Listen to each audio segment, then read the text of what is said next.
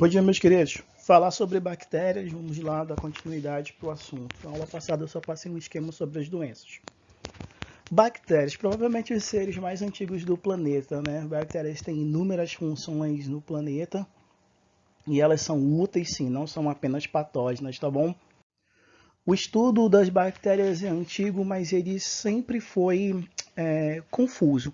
Isso porque, em virtude do seu tamanho diminuto, elas não são visíveis ao olho nu, sempre foram tratadas como um grupo à parte, um grupo que só passava a ser estudado quando apresentavam os problemas, as doenças, os sintomas. Nas primeiras classificações que houveram sobre bactéria, elas foram tratadas sempre como um grupo à parte. Só depois, com o avanço da microscopia eletrônica e da genética, elas passaram a ser melhor compreendidas. Haeckel já havia separado as bactérias no reino protista, onde ele associava elas junto com as algas marinhas. E tá certo, cianobactérias, por exemplo, são as bactérias marinhas. Essas cianobactérias são algas. Então, por muito tempo, elas foram associadas com algas. Mas, com o avanço da microscopia, como eu já falei, elas passaram a ser mais distintas. Hoje em dia, é um reino específico, um reino muito bem estudado, mas um reino ainda em evolução. O fato de serem simples permite a elas que a evolução seja mais rápida. As bactérias existem há aproximadamente 3 bilhões e meio de anos. Isso pode ser comprovado através de exame de isótopo 14, carbono 14, feito em algumas células. Essas bactérias aí, elas provavelmente originaram todos os seres. Pertencem ao reino Monera nos livros um pouco mais antigos, mas você pode considerar como um reino bactéria, com Y, também tem essa classificação. A grande maioria dos indivíduos são unicelulares. Existem 2 estudos que falam sobre bactérias pluricelulares, mas eles não são considerados para o ensino médio. Todas elas são procariontes, elas não têm um envoltório do material genético. Então, o material genético fica todo disperso. Eu vou abordar com vocês a estrutura do corpo nos próximos vídeos. As bactérias, elas são microscópicas, todas elas.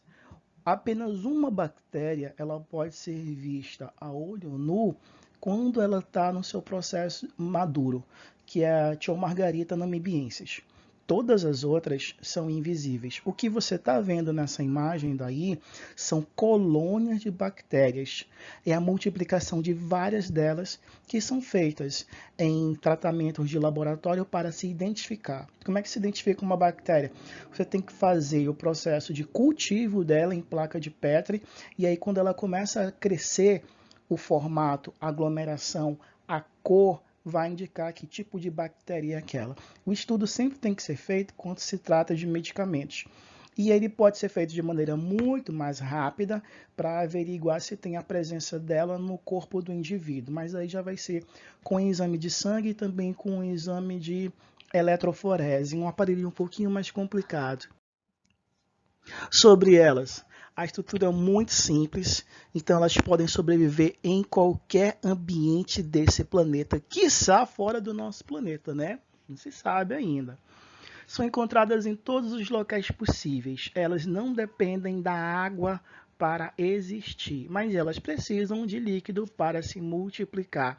Então, são encontradas no ar, no solo, no subsolo, em vulcões. Tem bactérias que suportam mais de 280 graus Celsius, por exemplo, então um vulcão inativo ou com baixa atividade.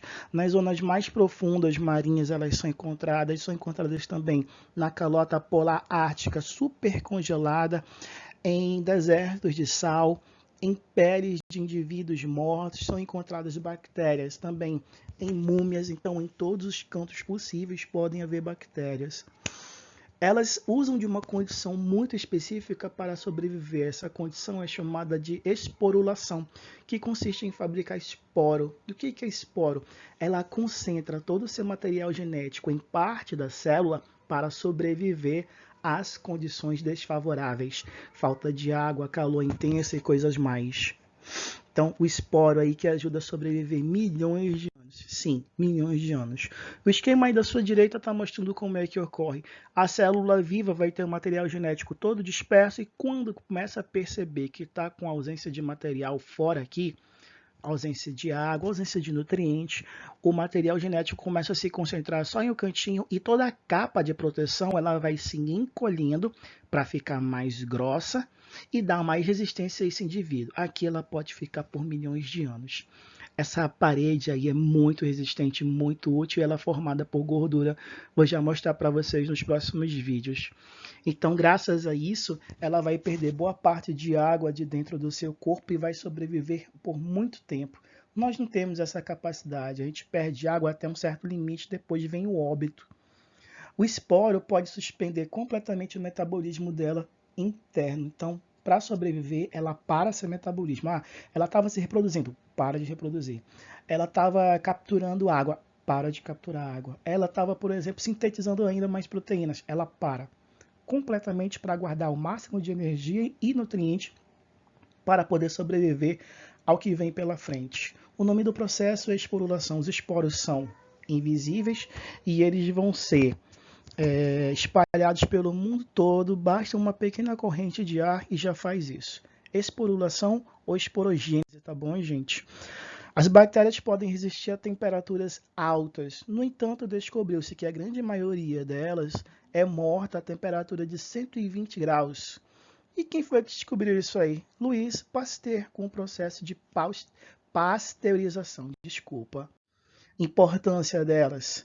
Importância ecológica. Elas fixam nitrogênio no solo, então quando um solo está pobre, porque já foi muito usado no cultivo, ela vai fixar o nitrogênio no solo para ele poder ser reutilizado.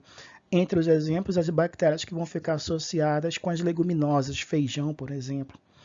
Elas são responsáveis pela fabricação de inúmeros itens alimentícios e, logicamente, de medicamentos. Entre os alimentos, vinho, cerveja, pães, queijos, iogurte, vinagre, álcool e outros combustíveis que possam substituir lá na frente o petróleo.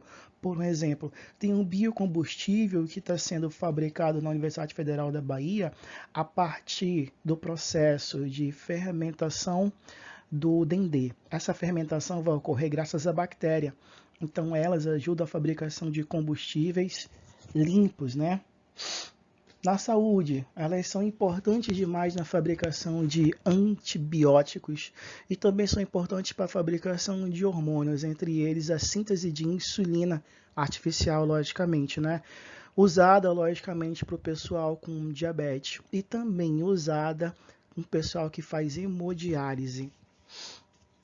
No impacto ambiental, as bactérias são responsáveis por causar diversos tipos de prejuízo ao ambiente quando elas estão se multiplicando. Então, o excesso delas também vai promover prejuízo, mas são as bactérias que vão promover a ciclização dos nutrientes. Elas que vão decompor os organismos.